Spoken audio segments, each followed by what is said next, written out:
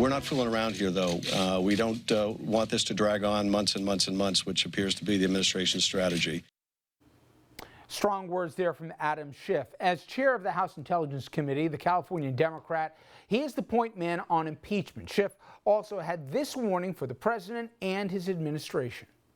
Any effort by the secretary, by the president, or anyone else to interfere with the Congress's ability to call before it relevant witnesses will be considered as evidence of obstruction of the lawful functions of Congress.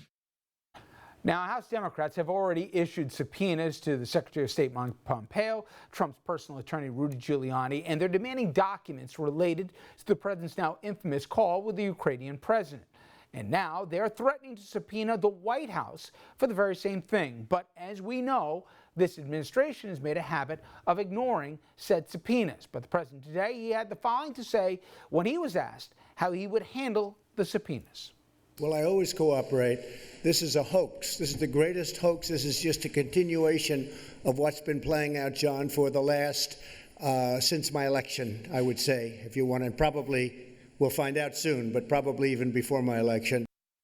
Now, for more, we turn to Garrett Epps. Garrett, a professor of constitutional law at the University of Baltimore and a Supreme Court correspondent for The Atlantic Online. Garrett, too many target-rich environment, if you will, in terms of what we have in front of us.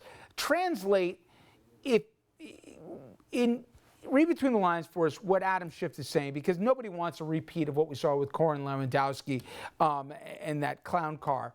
But what real power does he have? And in some ways, it seems like they're just going to skip contempt altogether, and if they don't basically cooperate, they're going to take that as an acknowledgement of a bad act. What can Schiff really do to compel getting the documents and getting the testimony he wants? Well, as I understand his choices, they could go to court and try to enforce subpoenas if the administration refuses to comply with them, or they could simply use the refusal to cooperate as an additional article of impeachment and allege obstruction of justice. The court route is potentially time-consuming.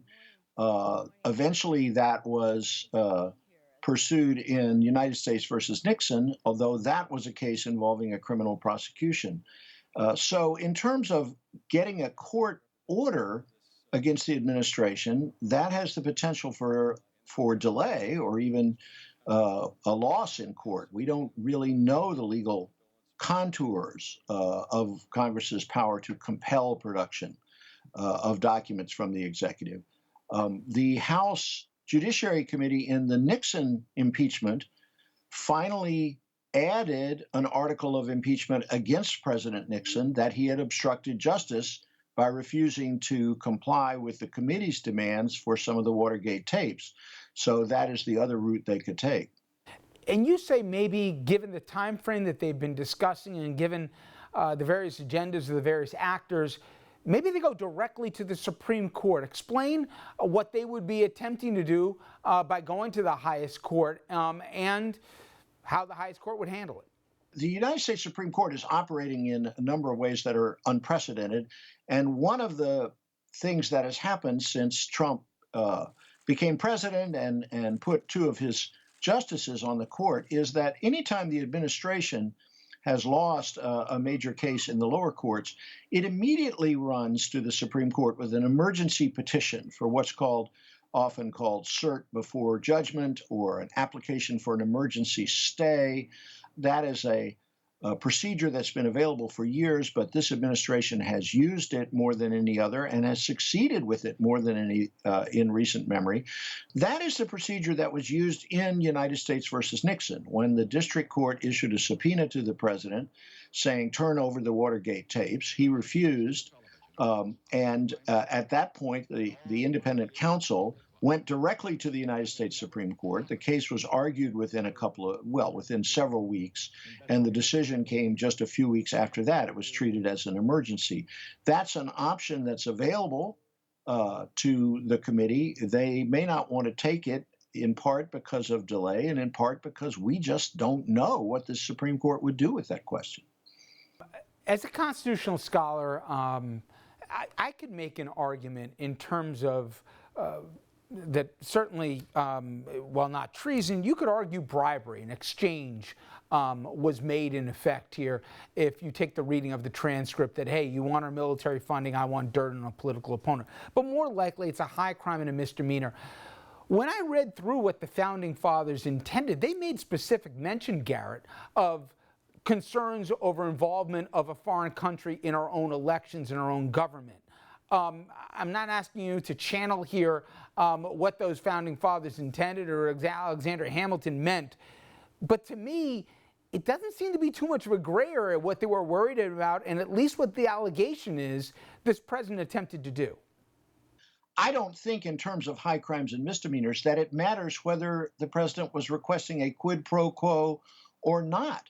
If he was simply asking a foreign leader to intervene in our political system, that is not only an impeachable offense, as I read the record, it may be the most impeachable offense that has been alleged against a chief executive in our country's history. It is certainly greater in the extent of its betrayal of the oath of office than almost anything alleged against President Nixon. And certainly the allegation and certainly the actual fact of the transcript reveal that the president was asking a foreign leader to help him get involved in our domestic politics. I don't think we need a quid pro quo. I'll go beyond that, though, and say, I think anybody with any common sense who reads that transcript sees the request for a quid pro quo. We'd like to buy Javelin missiles from you.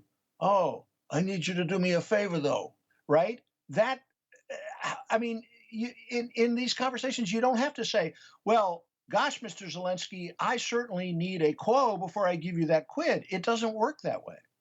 I don't think you have to divine too much from the phone call. I agree with you. Now, to the point, Garrett, that it's only the president with exposure here, I think A, misses the point and also doesn't comport with history. People may forget that you had not one, but I believe you had two former attorneys general under Nixon who served time in a federal prison for abuse of power. Talk about the current AG, because to me, for the life of me, and I'm not trying to be a shrink here, I don't get why Barr, who had a reputation, has decided to do what he has done since he was confirmed as AG, both with the Mueller report and his translation of it, and now not just turning a blind eye, but apparently aiding, if not even abetting, some of the things that are being alleged that the president did. How much, first of all, do we agree that Barr should either recuse himself or maybe even resign? But moreover, he's got no place in this investigation, and he might even be in some trouble. Well, one of the really sad tendencies of the time we live in is that deviance gets, diminished down, so that now we look back and we say, only if only our attorney general was a moral giant like Jeff Sessions. Sessions, when he realized he had been involved in the alleged cooperation with Russia, immediately recused himself from that investigation, which Justice Department regulations and elementary legal ethics say he should have done. Attorney General Barr was named in the phone call as being someone who was going to play a role. But what we learn is that he has, in fact, been playing the kind of role that Trump described for him in making contact with foreign leaders, working with Giuliani, trying to get information that would be useful to the Trump campaign. As soon as the whistleblower complaint came to the Office of Legal Counsel, he should have been notified and he should have recused himself. Now, some of what he is doing may easily be criminal activity. He may have made false statements to federal agents. He may have legal jeopardy. And beyond that, I think he is in serious danger of losing his license to practice law. These are classic ethical violations, making this kind of misrepresentation, abusing office in this way. I don't know him personally, but I know many people who have known him and worked with him. And they assured me when he became Attorney General, this is an honorable man. We've worked with him. We know he cares about the Department of Justice. He has gone completely rogue. If Trump is removed, I think the possibility of some sort of prosecution of Attorney General Barr can't be ruled out. He is in serious jeopardy. Garrett, terrific job today. I really appreciate a few minutes with you. Garrett Epps, thank you again. Anytime. All right, everyone. As you all know, if the House decides to move ahead and, in fact, at the end of the day, even impeach the president, it will then go to the Senate. Who will be the judge in that trial, if you will? Well, none other than the Chief Justice of the Supreme Court. When we come back, we'll talk about that. Plus, all Supreme Court sessions are important, but the one that starts next week could be seismic. After the break, we'll explain why.